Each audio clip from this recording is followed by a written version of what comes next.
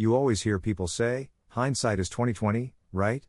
Looking back, everything just seems so obvious, those wild coincidences actually make perfect sense, and the little things you never paid much attention to stand out. Even the slip-ups people make with their words start to feel like clues you should have caught. Thinking back now, I realize the real mess in my life began when I was just 18. That's when Sarah, my ex-girlfriend, gave me a call out of the blue and asked if I wanted to come to a party. Did I have any idea she might have something up her sleeve? Not at all. We'd ended things on good terms, so it never crossed my mind that she might have any hidden motives. The party itself was a good time, a bunch of friends we both knew, laughs all around, and this one girl I vaguely remembered from before seemed to take an interest in me. Georgina was definitely attractive, maybe even a little out of my league, if I'm being honest. I've always known I'm just average in the looks department. But Georgina, she liked to go by Georgie, kept making it clear she had her eye on me.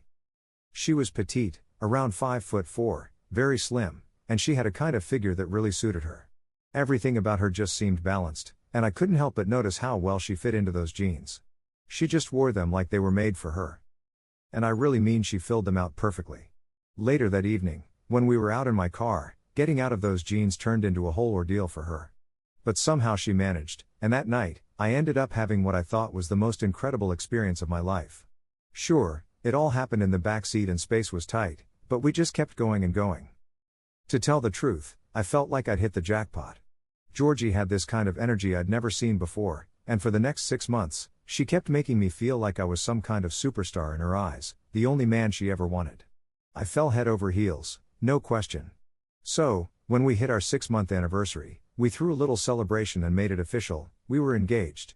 I even gave her a ring that set me back 1,500 pounds. 12 months later, we tied the knot, and not even a year after that, we had our first kid, a son named Marcus.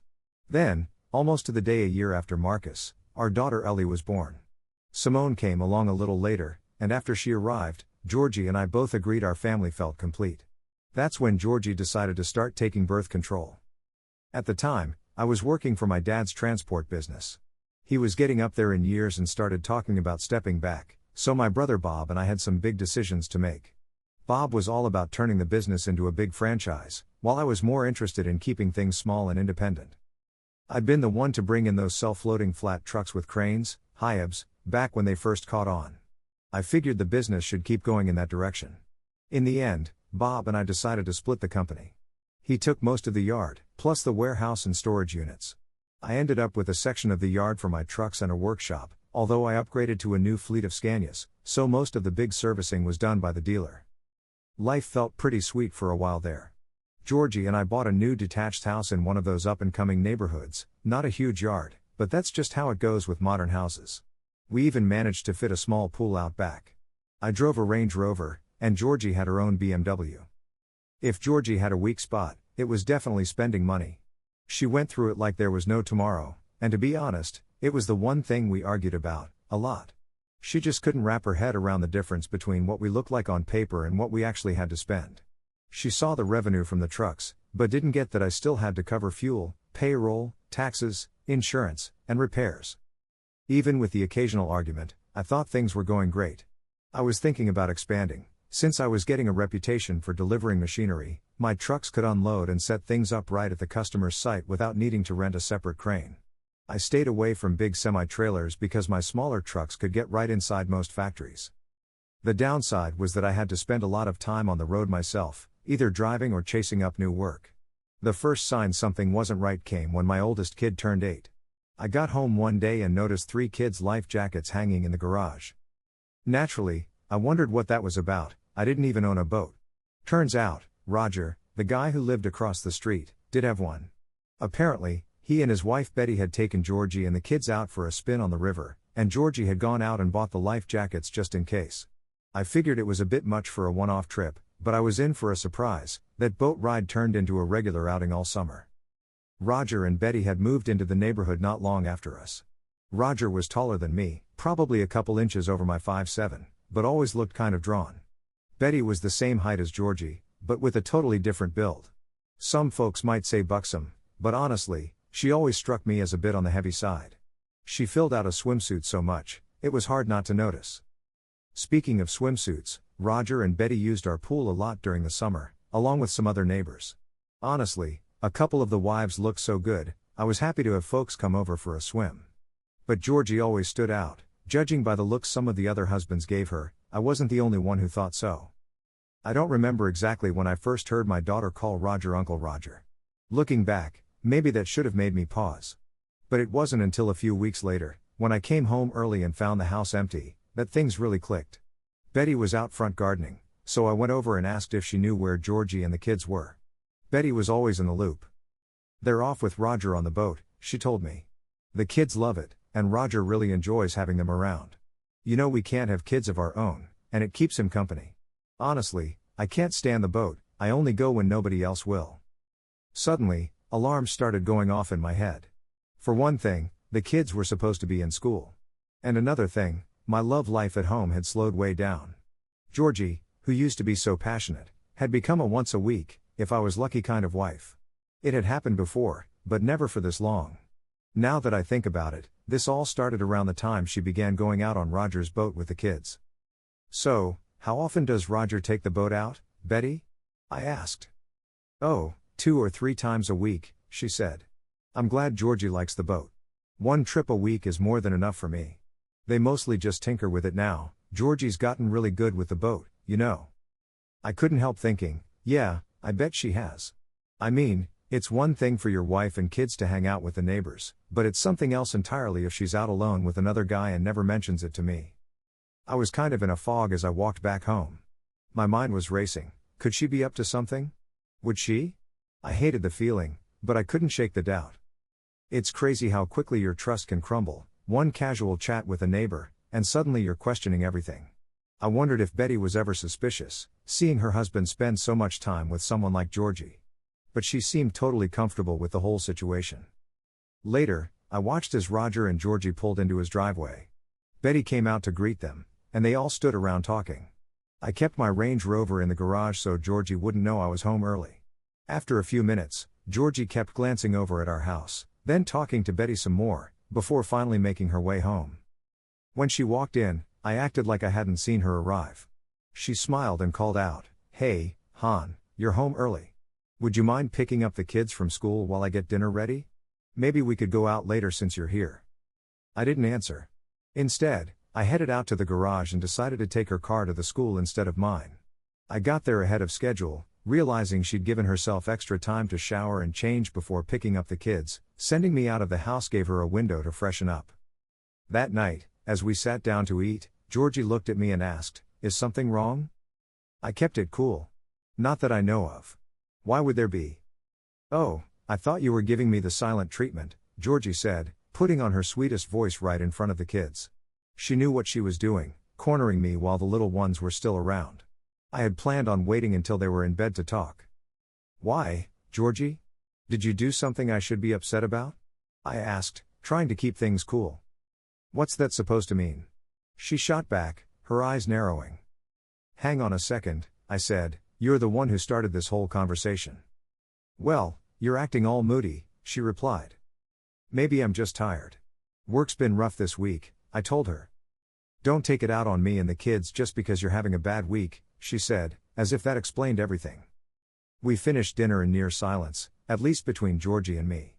The kids, as usual, were chatting away, excited about their day. Later that evening, after the kids were finally asleep, I decided it was time to talk things out with Georgie. "All right, Georgie, what's really going on here?" I started. She frowned. "What are you talking about now?" "You and Roger, out there alone on his boat. You know exactly what I mean. You're my wife, you shouldn't be heading out on the river with another man, just the two of you. You never had an issue with it before. Why is this bothering you now?" she said, sounding a little defensive. "Because all this time you made it sound like Betty was always with you. I had no idea it was just you and Roger most of the time. He's teaching me how to handle the boat, how to drive it, how to take care of it. What's so bad about that?" she insisted. "Come on, Georgie, you're my wife," I said, struggling to keep my frustration in check. "And why does that matter?" she replied. "Look, you're married to me, and Roger's married to Betty. It makes sense that couples do things together, not split off like this. I'm putting my foot down, no more trips on that boat with Roger alone, all right? Do you get what I'm saying?" She rolled her eyes, but nodded. Fine, but I still think you're making a big deal out of nothing. Roger's just a friend. Sure he is, I thought to myself, not buying it for a second. That night, Georgie put on the charm and tried to win me over in the bedroom, almost like she was trying to make up for something. It was wild, honestly, almost like our first time all those years ago. But instead of feeling close, I just kept wondering if it was all out of guilt. I wanted to know the truth. The next morning, I hired a temp driver for my truck, a guy I trusted, since he'd helped me out before. He let me borrow his car so I could keep an eye on things without Georgie spotting me. That day, I watched as she did nothing unusual, dropped the kids off at school, went shopping, then came home until it was time for school pickup. The second day was just the same. But on the third morning, I saw Roger's car pull out behind Georgie as she left the neighborhood. I trailed them both to the school, and then to a supermarket. After that, Georgie got in Roger's car, and the two of them drove straight down to the boat. From the street, I saw them walking arm in arm as they boarded. They messed around for a few minutes. Roger filled up the water tank, Georgie made some coffee, and then, after a while, they both disappeared below deck. Leaving the car, I slipped quietly over the fence and walked towards the boat. As I got closer, I heard sounds coming from inside, sounds I recognized all too well. Georgie has always been pretty loud when she's excited, so there was no mistaking what was going on. That was all the proof I needed. I crept onto the boat, locked the cabin door from the outside, and then undid the ropes holding the boat to the dock. With one gentle push, the boat drifted out into the current. It didn't go exactly how I imagined. Part of me hoped they'd drift all the way down to the chain above the weir before realizing they were moving.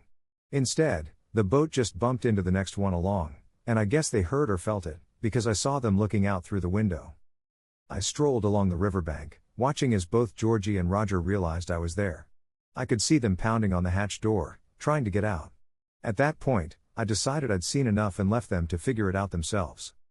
I picked up the kids from school, and we were just starting dinner when Georgie finally made it home.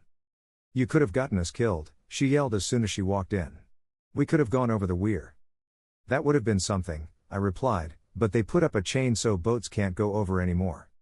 "You're unbelievable. Roger's boat is all scratched up where it hit the chain, and he had to break the door to get out.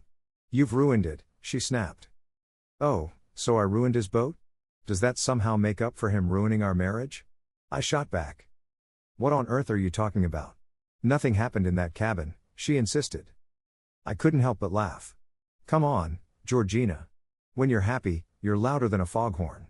Don't insult my intelligence. But let's not do this in front of the kids. We'll talk when they're in bed, all right?" She glared at me. "Where's my dinner, then?" I just stared at her, and she got the hint, ended up digging through the fridge for her own meal. Later that night, once the kids were asleep, Georgie came into the living room where I was sitting.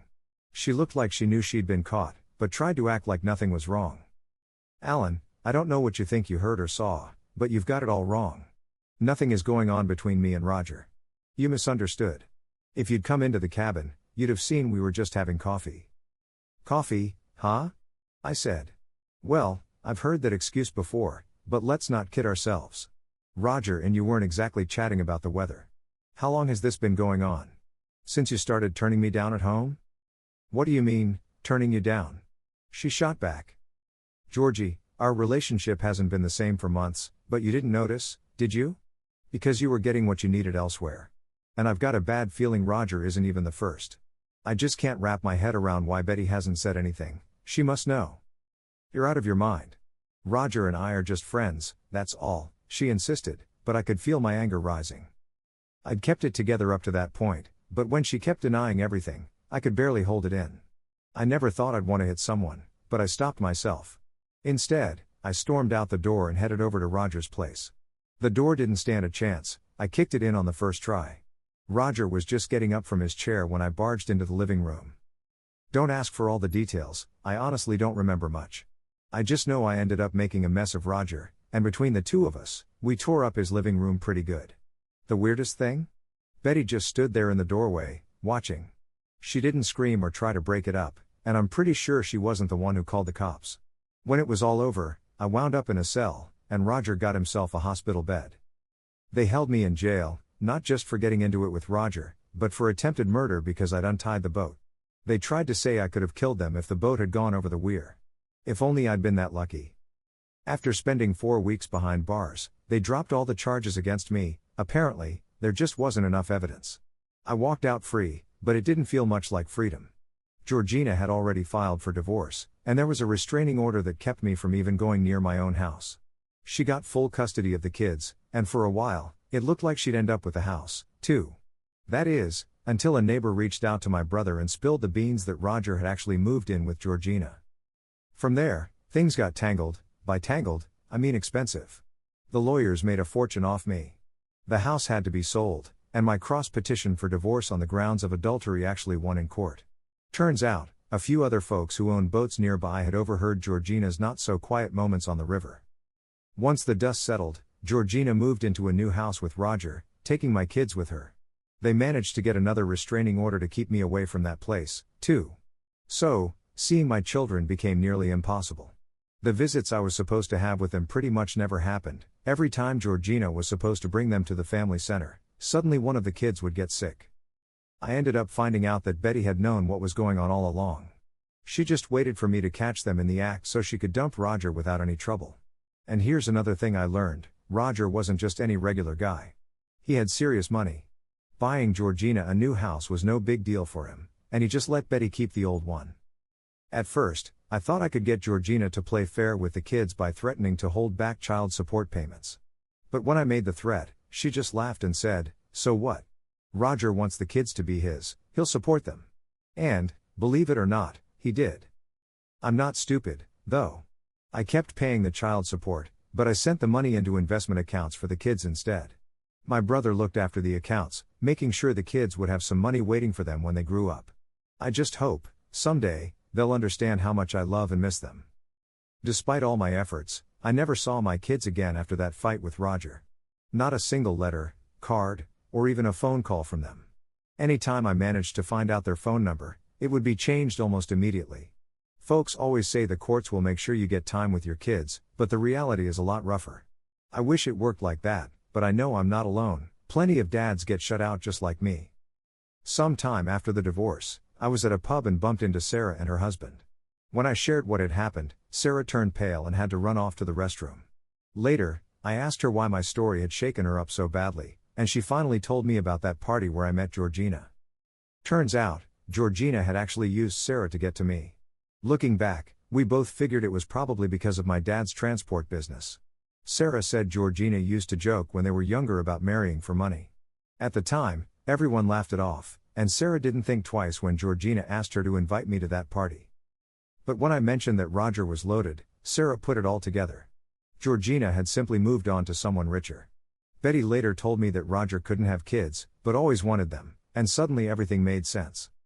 We had to sell the house since it was a joint asset. I also sold 2 out of my 3 trucks, and, honestly, I let my brother have them for next to nothing.